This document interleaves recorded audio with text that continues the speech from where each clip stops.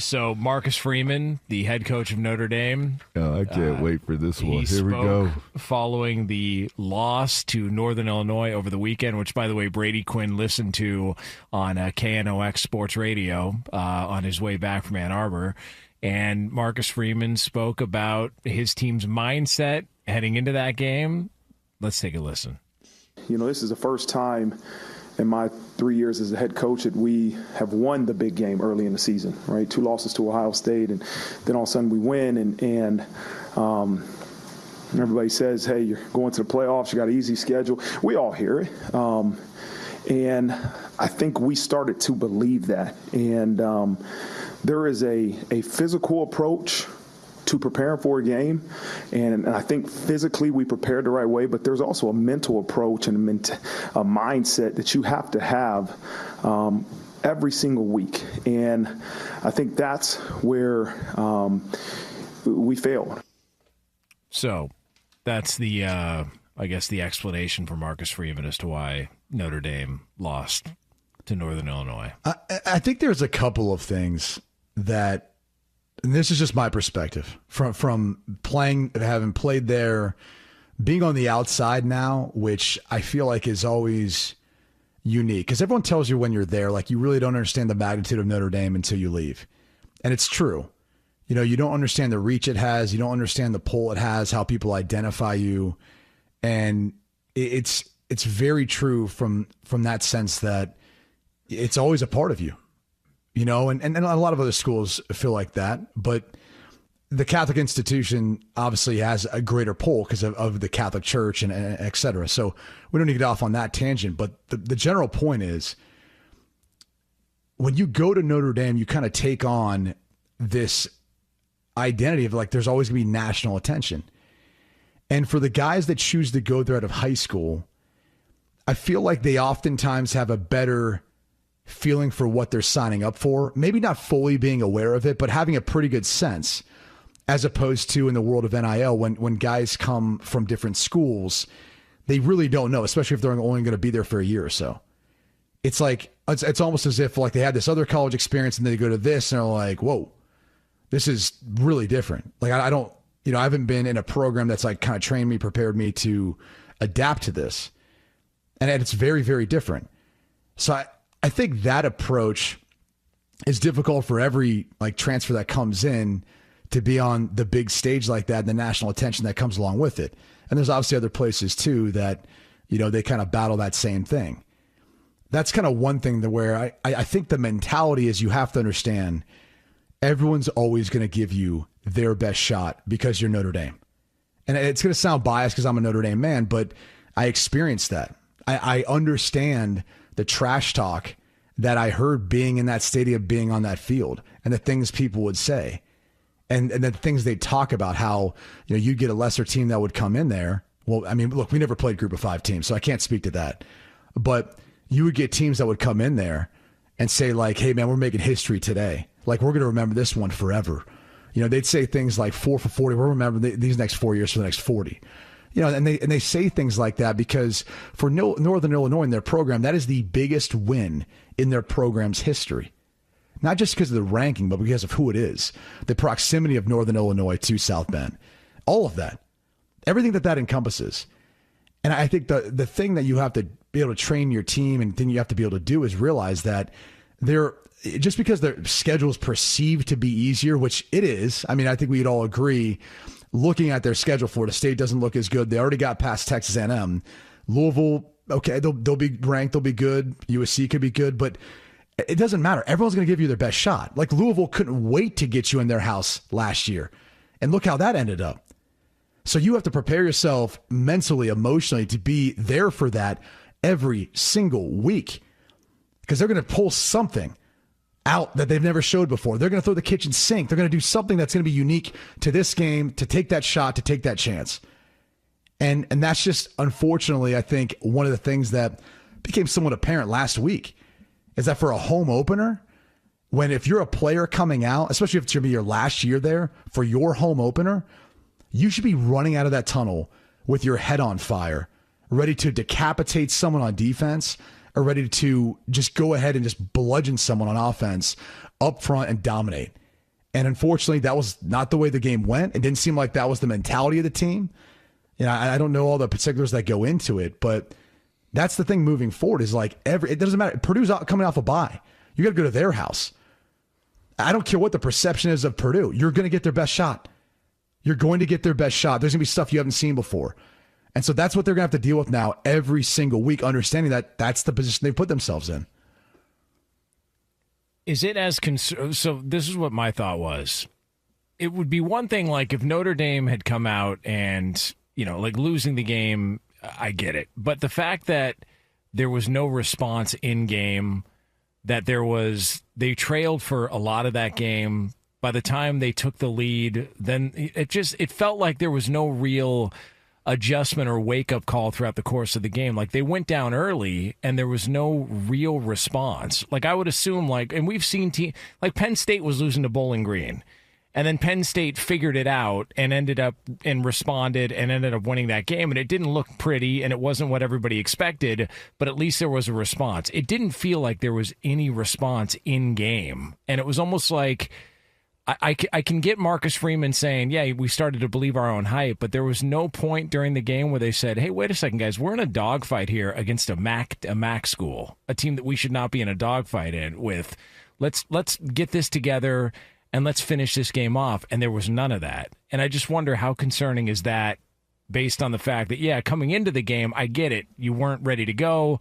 That happens. But even during the 3+ hours the game was going on, there didn't seem like there was much of a change. Just felt no, and I think that's incumbent on the players that are there and player leadership. I think that's one of the dynamics that's difficult to deal with when you do have portal players. When you do have guys coming in that you're looking for leadership out of.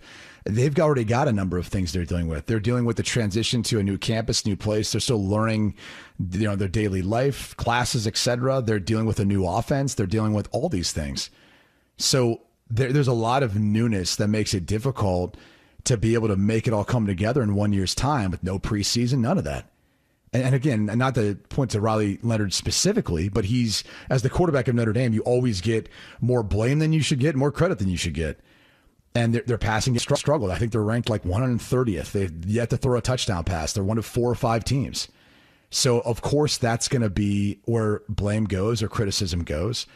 But people have to take into account, I said this before, he had multiple surgeries in the offseason. He did not play in the spring game. It's an entirely new offense, not just for him, but for everyone else too. So he's adjusting to developing chemistry with the guys he's throwing to, along with the chemistry with his offensive line, along with his feel for the offense.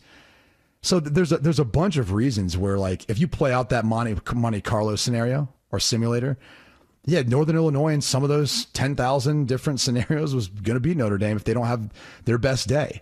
And not only did they not have their best day, they probably had close to their worst.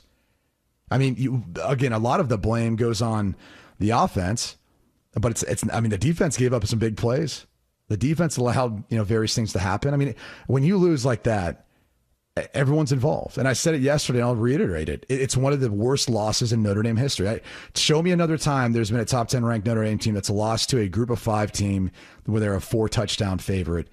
And on top of that, being a 4-touchdown favorite, but as your home opener.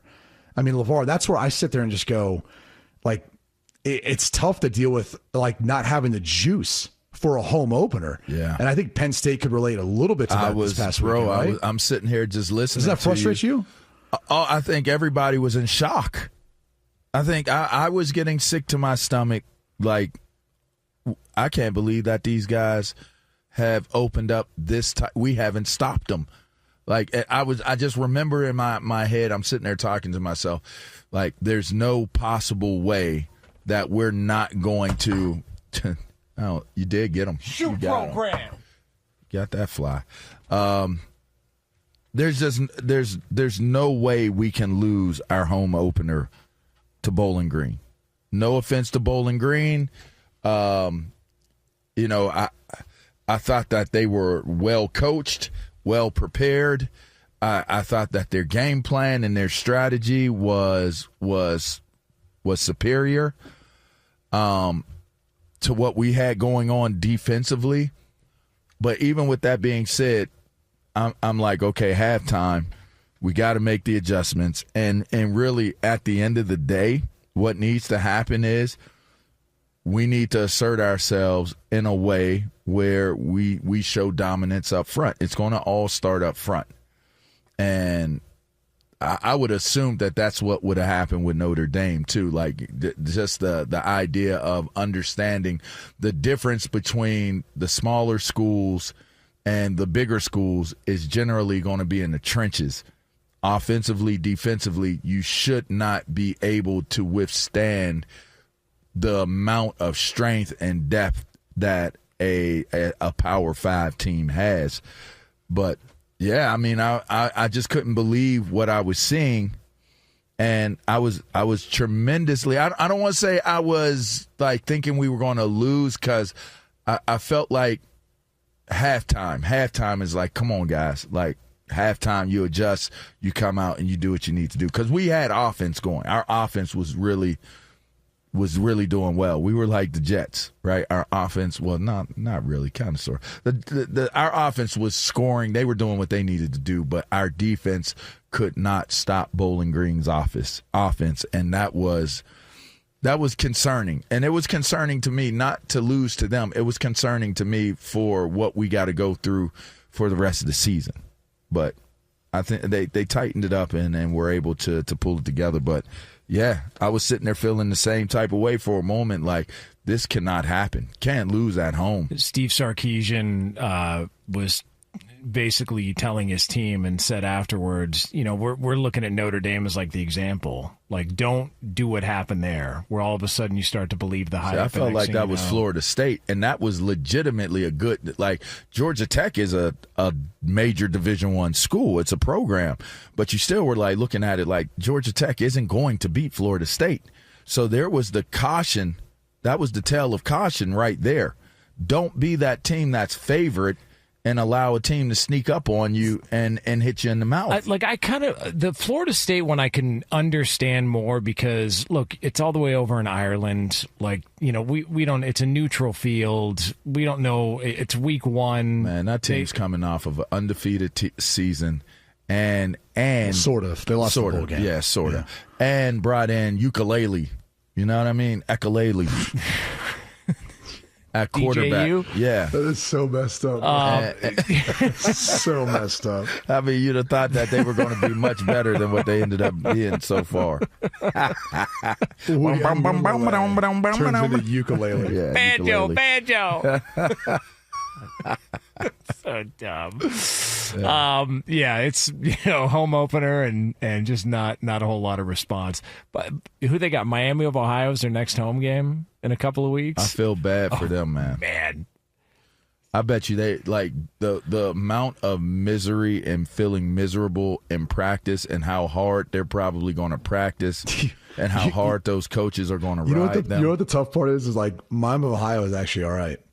And like Chuck Martin, he was at Notre Dame, so he knows the staff. You know, he knows the area. He knows all of it. So they are going to rock them. I hope so. They're going to come out. I mean, it's just the understanding of what they did, the magnitude of what they did.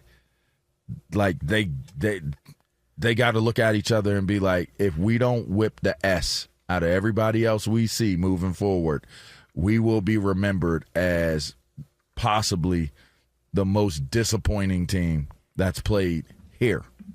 I just can't see that being what it is for Notre Dame, a Golden Domer. I'm going to mention something. I don't know if I said this yesterday or not. I'm curious to get you guys' take, because this is Tom Fornelli from CBS. He said that a loss against a team like that was that unexpected, that's that bad, means Notre Dame should not be deserved to make the playoff. Now, my comment and rebuttal would be, well, that's why we have a subjective committee, because if Notre Dame goes 11-1, that's up for them to decide then if they had a bad day and got beat. But how do you guys look at it? Because that is something that I heard people like kind of saying, like, well, they're eliminated from the playoff. I'm like, well, wait a second. There's a lot of football left to be played. I don't look at it that way. Aaron Taylor, I was watching the Iowa State game, and it was still on afterwards, and he was making the point, obviously a Notre Dame guy, and he was upset about it. And his point was there's not enough quality wins left on the schedule to get them into the playoff. that he thinks thinks they're done. Yeah, no. It could have been just emotional in the moment. He was clearly pissed off, much like Brady. Just win, because at the end of the day, we can say all of that, but teams are going to lose. Teams are going to lose. So you got to take that into consideration. All things given, sure, if every team that's within the top 15 don't lose, which I'm certain somebody plays somebody, right? It does put even more focus on that final game against USC. Yeah, I mean, all they got to do is win out, because somebody's going, just like Notre Dame gave it away, somebody else is going to give it away and give it right back. You know what I mean? Like, that's sports. That's college sports. I don't think there's any time to sulk or feel bad about it. Just kick everybody's ass the rest of the way, and the rest of it will work out. I don't think that it's they don't deserve to be in the playoff. Now, they lost. You know what I mean? Like, they lost to Georgia. Florida State lost to Georgia Tech, bounced back. They didn't. You lost to Northern Illinois, bounce back and win out, because somebody's going to do the same exact thing, and they're going to do it in a moment that's going to be super advantageous for somebody to get into the 12-man or the 12-team playoff. I don't think they're eliminated at all.